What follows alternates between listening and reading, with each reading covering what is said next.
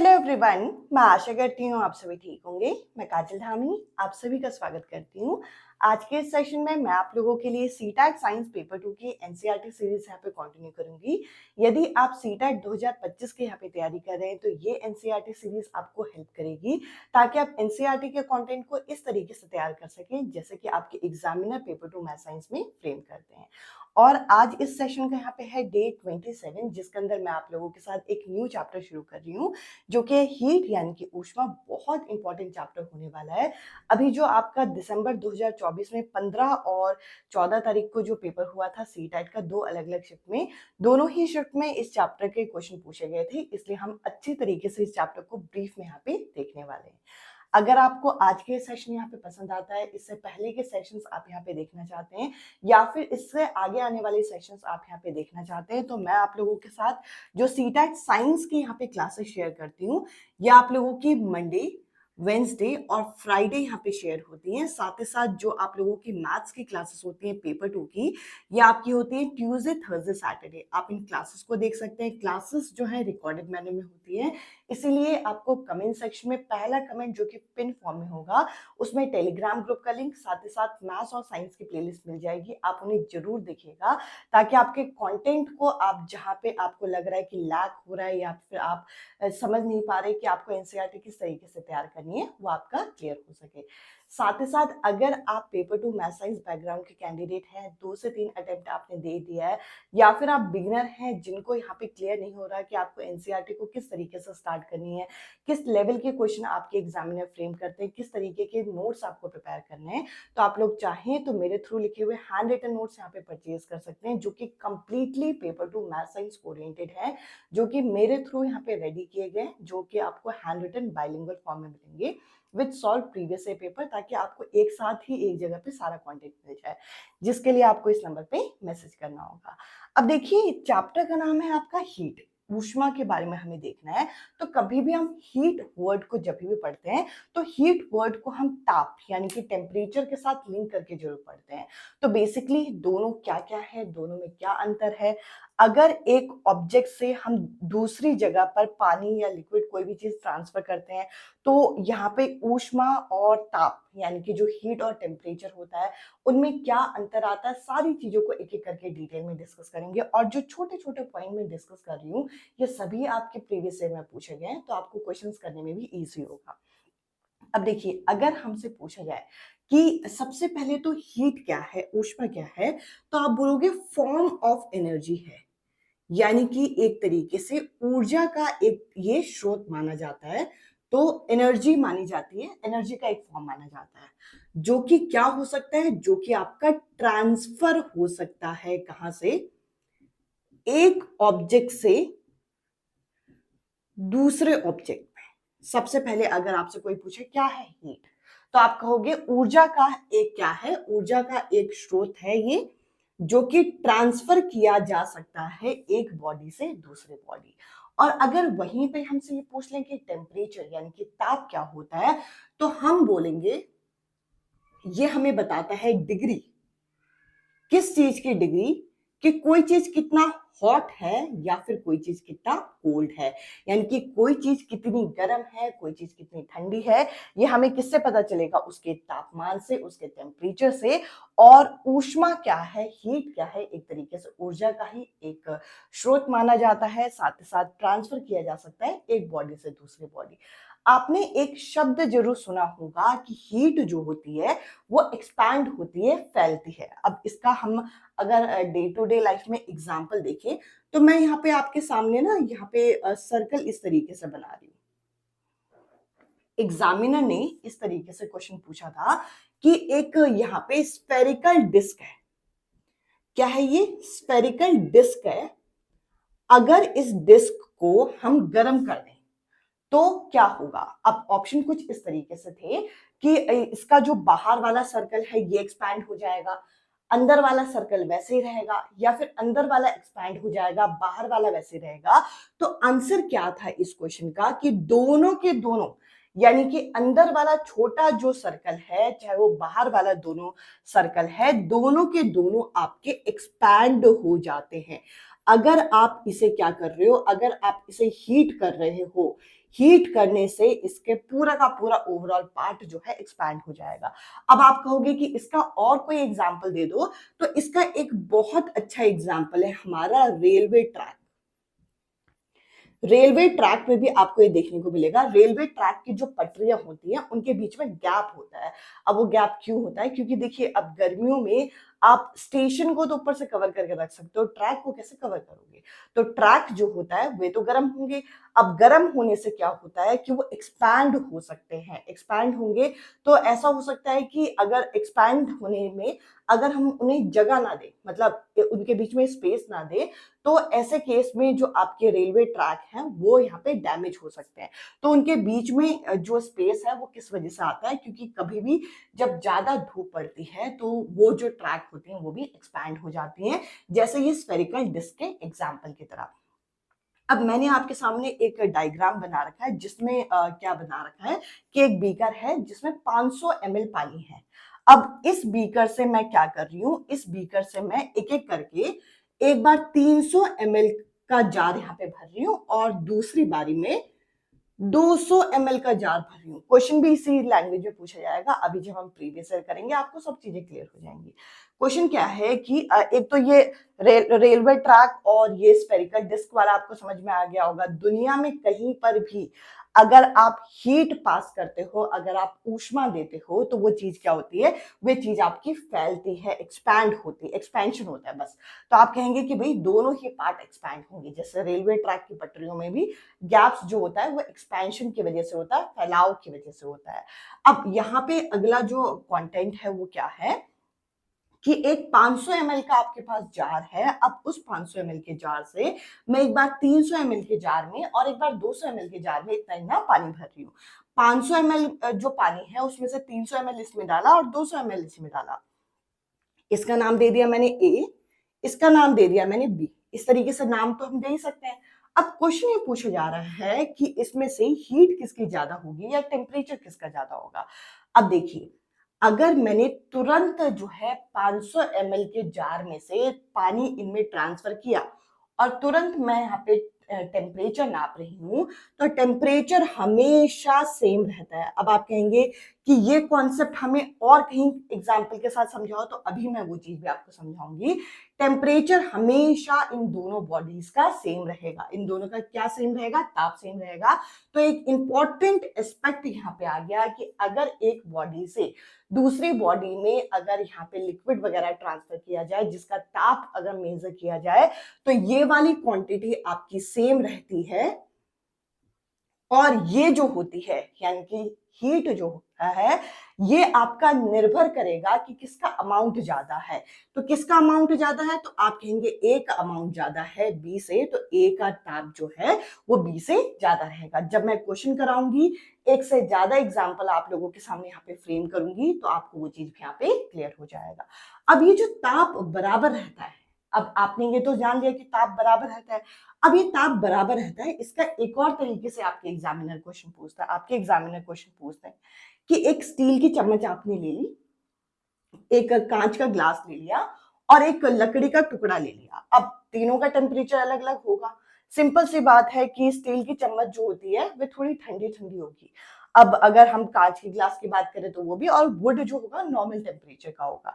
यानी कि तीनों के ताप में कुछ ना कुछ फर्क तो होगा ही होगा। अब मान के चलिए कि मैंने इसके टेम्परेचर को T1, इसके टेम्परेचर को T2 और इसके टेम्परेचर को T3 नाप लिया।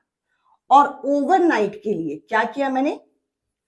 ओवरनाइट के लिए इसे मैंने किस में रख दिया? फ्रिज में रख दिया। तो अब बताइए कि तीनों के ताप में क्या आपका समानता होगी या क्या डिफरेंस होगा, किसका ताप ज्यादा होगा, किसका ताप कम होगा। इस तरीके के क्वेश्चन सीटेट के एग्जामिनर ने अलग अलग पेपर सेट में, देखिए 2011 से पेपर लिया जा रहा है, बट अभी तक जो पेपर हुए हैं अभी तक यहाँ पे 10 से ज्यादा बार इस टॉपिक से क्वेश्चन पूछ लिया गया है। आपको पता होना चाहिए कि अगर एक कमरे में जिसका तापमान बराबर है या फिर एक फ्रिज में जिसका ऑब्वियसली तापमान बराबर होगा, उसमें किसी भी वस्तु को रखा जाए, चाहे हमें रखा जाए, चाहे किसी कांच की बोतल को रखा जाए, चाहे स्टील की बोतल, चाहे आप लकड़ी के किसी टुकड़े को रखो, इन सब का तापमान जो है एक समय के बाद बराबर हो जाता है। टेम्परेचर जो है क्या हो जाता है, सेम हो जाता है। एक बार तो डायरेक्ट क्वेश्चन पूछ लिया गया था, ये ऑप्शन करेक्ट था। इसके अलावा और भी तरीके से क्वेश्चन पूछे गए, वो सभी हम यहाँ पे वीडियो के एंड में डिस्कस करेंगे। इसके अलावा अभी तक मैंने तापमान, साथ ही साथ जो आपका हीट है, ऊष्मा है, इसके बारे में देखा। अब हम देखेंगे कि थर्मामीटर क्या है। थर्मामीटर बेसिकली एक ऐसा डिवाइस होता है जो कि टेम्परेचर को मापने में मदद करता है कि इसकी डिग्री कितनी है। तो ये तीन तरीके के आपके होते हैं, एक होता है क्लिनिकल, एक होता है लेबोरेटरी और एक होता है मैक्सिमम मिनिमम। अब अगर हम यहाँ पे क्लिनिकल थर्मामीटर की बात करें, ये जो क्लिनिकल थर्मामीटर होता है ये हमारी बॉडी के टेम्परेचर को नापता है। सबसे पहले तो हमें ये पता होना चाहिए। इसके अलावा अगर हम बॉडी के टेम्परेचर की बात करें तो नॉर्मल बॉडी टेम्परेचर रेंज कितना होता है ये भी हमें पता होना चाहिए, 37 डिग्री सेल्सियस। कमेंट सेक्शन में आप बताइएगा फ़ारेनहाइट में कितना होता है, ये भी आपको पता होना चाहिए। अब इसके अलावा इसका रेंज बहुत ज्यादा इंपॉर्टेंट है जो कि आपके एग्जाम पॉइंट ऑफ व्यू से, ये है आपका यहाँ पे 35 डिग्री सेल्सियस से लेकर 42 डिग्री सेल्सियस, ये आपका क्लिनिकल थर्मामीटर का रेंज होता है। अब अगर मैं लेबोरेटरी थर्मामीटर की बात करूं तो ये ऑब्जेक्ट्स यानी कि जो वस्तु होते हैं इनके तापमान को ये मेजर करता है। इससे आप बॉडी टेम्परेचर को मेजर नहीं कर सकते, सबसे पहला। इसके अलावा इसका जो रेंज होता है वे क्या होता है, इसका रेंज होता है आपका -10 से लेकर 110 डिग्री सेल्सियस तक। क्योंकि देखिए ऑब्जेक्ट जो है कुछ आपके ज्यादा ठंडे भी हो सकते हैं, तो -10 से लेकर 110 डिग्री सेल्सियस तक ये आपका जो है वो टेम्परेचर को मेजर करता है।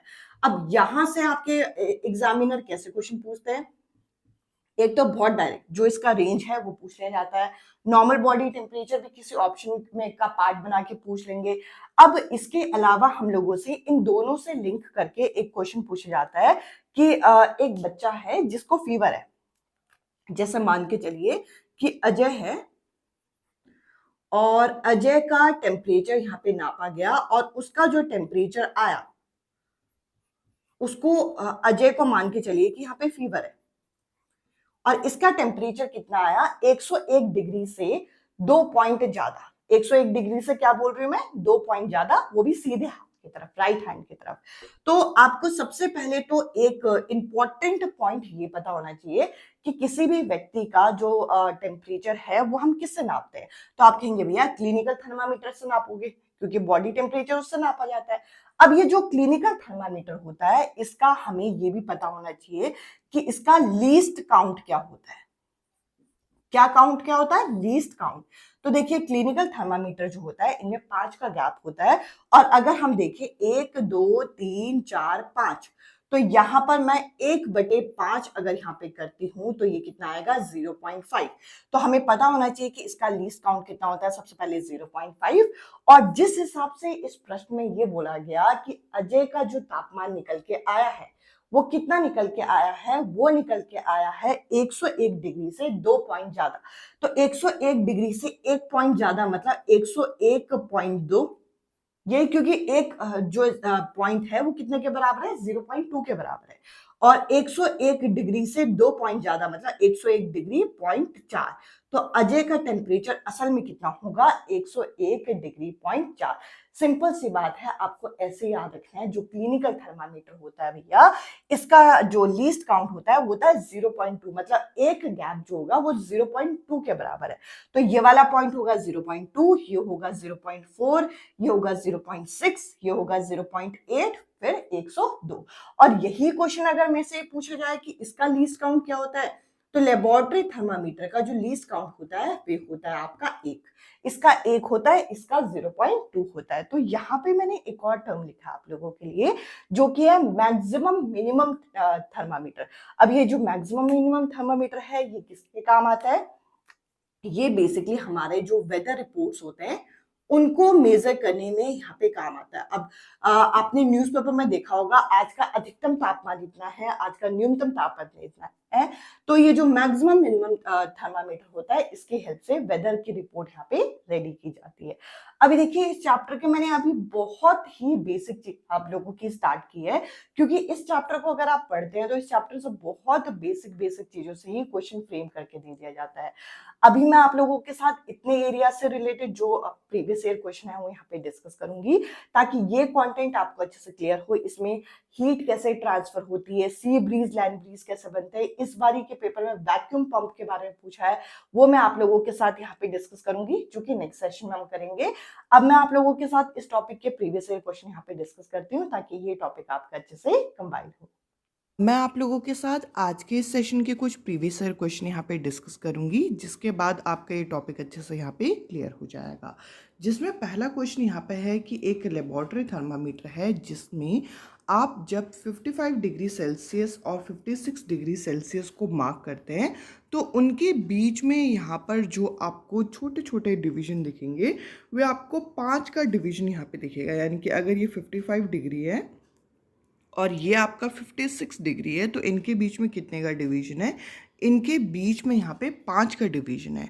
अब 5 के डिवीजन के हिसाब से अगर मैं लीस्ट काउंट निकालती हूँ तो देखिए 1 2 3 4 5, अगर मैं एक पार्ट का लीस्ट काउंट निकालूंगी तो 1 को भाग कर दूंगी किससे? 5 से, क्योंकि टोटल डिवीजन कितने? 5। 1/5 अगर आप भाग करते हो तो 5 को बाहर पे रख के आप जब इसे डिवाइड करोगे तो कितना आएगा? यहाँ पे 0.2 आएगा। यानी कि ये जो थर्मामीटर है इसकी रीडिंग में जो गैप होना चाहिए वो गैप किस तरीके से होना चाहिए? ये वाला पॉइंट आपका कितना होना चाहिए? ये वाला पॉइंट होना चाहिए 55.2। इसके बाद अगला क्या होना चाहिए? अगला होना चाहिए 55.4। मतलब यहाँ पर 0.2 के हिसाब से जो है वो बढ़ना चाहिए। अगला क्या होना चाहिए? अगला होना चाहिए आपका 55.6। तो इस तरीके से ये डिवीजन आपकी ये चलनी चाहिए। तो इसमें 55.1 तो आएगा नहीं, 55.5 भी नहीं आएगा, मतलब 2 के गैप में बढ़ना चाहिए, और 55.25 भी नहीं आएगा। आपका जो करेक्ट आंसर हो जाएगा वो क्या होगा? 55.2 डिग्री सेल्सियस। ये आपके एग्जामिनर ने ऑलरेडी प्रीवियस ईयर में हमसे पूछा हुआ है। अब देखिए अगला क्वेश्चन बहुत डायरेक्ट क्वेश्चन पूछा गया है कि जो नॉर्मल जो टेम्परेचर होता है ह्यूमन बॉडी का, आपको सेल्सियस और फ़ारेनहाइट दोनों में बताना है। तो देखिए सेल्सियस में यहाँ पे हम F तो लिखते नहीं है, तो ये 2 ऑप्शन तो आपके इस तरीके से कट गए।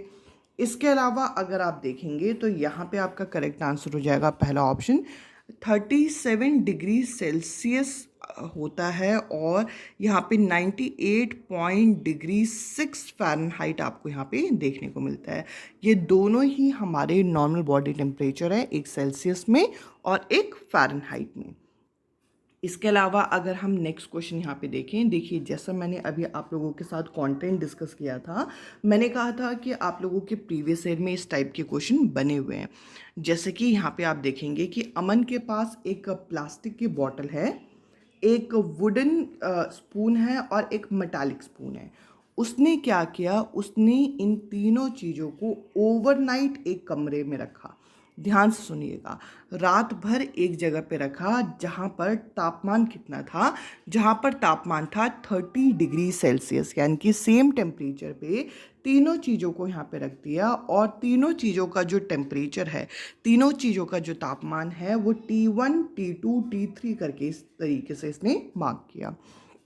अब सिंपल सी बात है, अगर इस टाइप का क्वेश्चन कभी भी आ जाए तो आपको ना अपना टाइम वेस्ट करना है, ना बहुत ज़्यादा लॉजिकली इसे सोचना है। जब आप ओवरनाइट एक जगह पर रखते हैं किसी भी चीज़ को, चाहे वो कंडक्टर हो, चाहे वो इंसुलेटर हो, यानी कि सुचालक हो, चाहे कुचालक हो, सबका तापमान जो है वो सेम हो जाता है। आपको इतना यहाँ पे याद रखना है, अगर सबका तापमान यहाँ पे बराबर हो जाता है तो इस हिसाब से आप कहेंगे कि यहाँ पे जो करेक्ट आंसर होगा वो होगा फोर्थ ऑप्शन। ऐसा नहीं है कि तीसरे वाले का टेम्परेचर सबसे ज़्यादा होगा। ये सेकंड कॉम्बिनेशन तो बिल्कुल ही गलत है कि प्लास्टिक बॉटल और वुडन स्पून का बराबर हो जाएगा जबकि मेटालिक स्पून का ज़्यादा होगा, तो ये भी गलत है।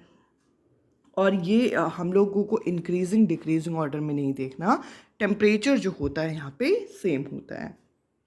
अब देखिए इसी कॉन्सेप्ट को और अच्छी तरीके से क्लियर करने के लिए एक और क्वेश्चन हम लोगों के सामने आया है। जिसके अंदर यहाँ पे बोल रखा है कि हरी क्या कर रहा है। हरी ने यहाँ पे ग्लास वाटर बॉटल और एक प्लास्टिक वाटर बॉटल को ओवरनाइट एक रेफ्रिजरेटर में रखा। इसने क्या किया, एक रेफ्रिजरेटर के अंदर जो है एक कांच की बॉटल और दूसरी प्लास्टिक की बॉटल को रखा। उसके बाद उसने उसे बाहर निकाल दिया। जो प्लास्टिक बॉटल है इसका टेम्परेचर यहाँ पे रिकॉर्ड किया गया 10 डिग्री सेल्सियस। अब हमें यहाँ पे बताना है कि जो यहाँ पे ग्लास की बॉटल थी यहाँ पे उसका जो टेम्परेचर है वो कितना रहा होगा। देखिए इस क्वेश्चन में भी सेम वही कॉन्सेप्ट लग रहा है कि ओवरनाइट किसी चीज़ को अगर हम यहाँ पे किसी दो चीज़ को अगर हम यहाँ पे रखेंगे तो उनका टेम्परेचर सेम होगा। यानी कि अगर प्लास्टिक की बॉटल का टेम्परेचर 10 डिग्री सेल्सियस है तो जो आपकी ग्लास वाटर बॉटल है उसका टेम्परेचर भी क्या होगा, उसका टेम्परेचर भी ऑलमोस्ट आपको 10 डिग्री सेल्सियस ही देखने को मिलेगा। ना टेम्परेचर ज़्यादा होगा ना टेम्परेचर कम होगा। इसके अलावा अगर मैं आप लोगों के साथ नेक्स्ट क्वेश्चन यहाँ पे डिस्कस करूँ, इस कॉन्सेप्ट पे एग्जामिनर ने कई सारे क्वेश्चन यहाँ पे फ्रेम किए हैं। जैसे कि आप यहाँ पे देख पाएंगे असर्शन रीज़न कुछ इस तरीके से है कि यहाँ पे हमें देखने को मिलता है कि जो कंडक्शन होता है, the temperature of a conduction is more than the insulator. ये कंडक्शन नहीं होगा, ये कंडक्टर होगा। कि हमें ये देखने को मिलेगा कि किसी एक सुचालक का जो तापमान है वो यहाँ पे आपको एक इंसुलेटर के तापमान से ज़्यादा देखने को मिलेगा जब अगर आप उसे ओवरनाइट सेम जगह पे रखेंगे। देखिए जैसा मैंने कहा कि अगर कहीं पे ओवरनाइट या कहीं पे हम सेम जगह पे किसी चीज़ को रखते हैं तो दोनों चीज़ जो है वो आपके सेम टेम्परेचर पे हो जाती है, किसी का टेम्परेचर ज़्यादा ना किसी का टेम्परेचर कम। तो असर्शन तो यहाँ पे गलत है। अब इसका रीज़न क्या दे रखा है, इसका तर्क क्या दे रखा है कि हीट फ्लो जो होगा कंडक्टर से यहाँ पे आराम से होगा, इस वजह से वो गर्म रहती है। देखिए जब मैंने असर्शन को ही गलत बोल दिया तो इसका रीज़न यहाँ पे कैसे सही हो सकता है। अगर आप चाहें तो इंसुलेटर हो चाहे कंडक्टर हो, अगर आप ओवरनाइट सेम टेम्परेचर पर रखते हैं तो दोनों का टेम्परेचर, दोनों का ताप जो है, जैसे कि अगर मैं एक लकड़ी की चम्मच और अगर मैं यहाँ पे आप मान के चलिए कि स्टील के चम्मच को अगर मैं सेम टेम्परेचर पे रख रही हूँ तो दोनों का टेम्परेचर भी क्या हो जाएगा, दोनों का टेम्परेचर भी बराबर हो जाएगा। तो दोनों ही चीज़ें यहाँ पे हमें गलत दे रखी हैं। तो अगर आप देखें तो यहाँ पे मैंने आप लोगों के सामने 2 से 3 क्वेश्चन डिस्कस कर लिए। तीनों ही क्वेश्चन हैं सेम कॉन्सेप्ट के, बट यहाँ पे तीनों को ही अलग अलग तरीके से आप लोगों के एग्जामिनर ने पूछा हुआ है। तो आपको इस तरीके से यहाँ पे तैयार करना है ताकि आप अच्छी तरीके से इन क्वेश्चंस को यहाँ पे डील कर पाएँ। अब अगला क्वेश्चन है कि अलीशा जो है हाई फीवर से सफ़र कर रही है और उसकी फ्रेंड ने उसका टेम्परेचर जब चेक किया क्लिनिकल थर्मामीटर से तो उसका जो टेम्परेचर है वो 101 डिग्री सेल्सियस से 2 डिवीजन ज़्यादा आया on the right hand side. अब सिंपल सी बात है कि थर्मामीटर को आप चेक कैसे करोगे, थर्मामीटर को हम चेक कैसे करेंगे, ये होगा हमारा 101 डिग्री और ये होगा 102 डिग्री। सिंपल सी बात है कि यहाँ पे अलीशा का टेम्परेचर एग्जैक्ट 101 नहीं आया, 101 से 2 डिवीजन ज़्यादा है। अगर मैं क्लिनिकल थर्मामीटर का लीस्ट काउंट आपसे पूछूं तो आप कहेंगे कि इसमें 5 का यहाँ पे डिवीजन होता है, जिस हिसाब से इसका लीस्ट काउंट क्या आएगा 1/5 करके, यानी कि 0.2 आएगा। तो सिंपल सी बात है कि राइट हैंड की तरफ उसे 2 आगे मूव करना है। राइट हैंड की तरफ एक मूवमेंट, राइट हैंड की तरफ दूसरा मूवमेंट, यानी कि इस जगह पर है अलीशा का टेम्परेचर, यानी कि 101.2, फिर 101.4 यहाँ पे आता है। तो अलीशा का टेम्परेचर कितना है, 101 डिग्री 101.4 डिग्री सेल्सियस। तो इस हिसाब से इस क्वेश्चन का फर्स्ट जो ऑप्शन होगा ये करेक्ट आंसर है। अब हम नेक्स्ट क्वेश्चन यहाँ पे डिस्कस करते हैं और आज के सेशन का लास्ट क्वेश्चन होने वाला है ये, जिसके अंदर क्या बोल रखा है कि temperature of a water in a large container is 50 degree Celsius. Temperature एक बड़े कंटेनर में कितना है, 50 डिग्री सेल्सियस है। और उसमें से अनीता ने क्या किया, उसमें से एक बीकर यहाँ पे भरा जो कि कितने का था, जो कि यहाँ पे 250 कितने का ml का, ये बीकर 1, और दूसरा बीकर उसने यहाँ पे भरा जो कि कितने का है, जो कि है यहाँ पे 750 ml का। इसके तुरंत बाद इसका टेम्परेचर यहाँ पे मेज़र कर लिया गया, तो कौन सा स्टेटमेंट सही होगी? देखिए टेम्परेचर जो है बीकर ए बीकर बी दोनों का ही सेम होगा, टेम्परेचर में डिफरेंस नहीं होता, तो ये बिल्कुल सही है। हीट जो होती है वे आपकी ट्रांसफ़र होती है, वो निर्भर करती है कि कितना अमाउंट ट्रांसफ़र हुआ है, तो हीट सेम नहीं होगा, तो बी गलत है। जिसमें आपको बी दे रखा है उस ऑप्शन को आप इस तरीके से कट कर सकते हैं। ए तो कंफर्म सही है, अगर ए कंफर्म सही है तो ये वाला ऑप्शन भी आपका कट गया। देखिए ऐसे ना आप ऑप्शंस को एलिमिनेट करना भी सीखेंगे। अभी सिर्फ मैंने 2 ही ऑप्शन पढ़े थे और मैं अपने करेक्ट आंसर पे पहुंच गई। जैसे मल्टीपल ऑप्शन जिसमें होते हैं उसमें आप ये ट्रिक अपना सकते हैं। आगे अगर हम देखेंगे तो टेम्परेचर जो ए का होगा वो आपका बी से कम होगा, जैसे कि मैंने कहा टेम्परेचर तो दोनों का समान होगा, ये गलत है। हीट अमाउंट जो होगा ए का यहाँ पे कम होगा बी से, क्योंकि अमाउंट वाइज अगर देखें तो बी जो है इसका अमाउंट ज़्यादा है ए से, तो ये वाला स्टेटमेंट सही है। तो ए एंड डी जो होगा वो आपका करेक्ट आंसर होगा, जो कि हमें सेकेंड ऑप्शन में दिया हुआ है। आई होप ये सेशन और ये कॉन्सेप्ट आप लोगों को क्लियर हुआ होगा। आज के इस सेशन में इतना ही। अब मैं आपसे मिलती हूँ अगले सेशन में अगले टॉपिक के साथ। Bye bye, take care.